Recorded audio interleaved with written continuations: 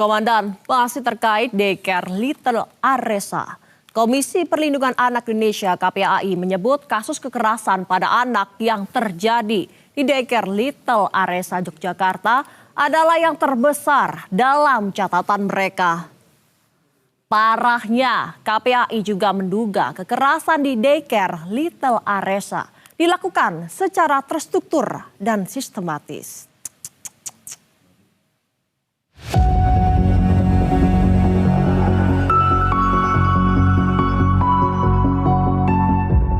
Viral di media sosial kasus kekerasan anak di penitipan anak atau daycare Little Aresa di Umbul Harjo, Yogyakarta. Anak-anak dititipkan di daycare tersebut mendapat perlakuan kejam dan tidak manusiawi oleh para pengasuh.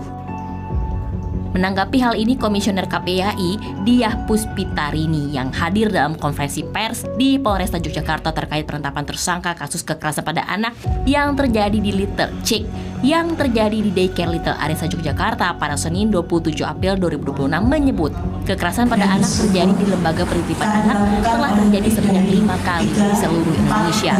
Namun demikian, kasus daycare Little Aresa di Yogyakarta tercatat sebagai kasus kekerasan pada anak yang terbesar dari segi jumlah korban.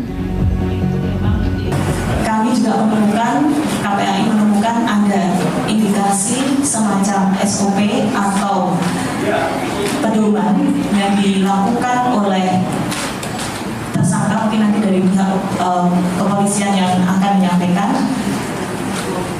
bahwa kekerasan ini terjadi secara sistematis dan terstruktur karena dilakukan oleh lebih dari 3, 4, bahkan 10 orang.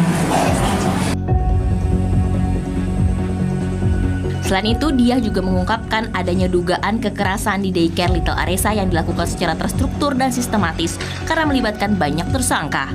Hingga kini, polisi telah menetapkan 13 orang dalam kasus kekerasan terhadap 53 anak di daycare Umbul Harjo, Yogyakarta tersebut.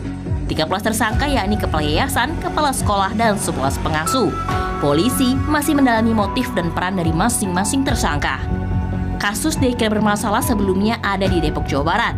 Kemudian daycare di Pekanbaru Riau, setelah itu daycare bermasalah di Jakarta Timur, daycare yang bermasalah di Jakarta Selatan, dan daycare di Yogyakarta. Oleh Nabi Pisana, Berita 1, Yogyakarta.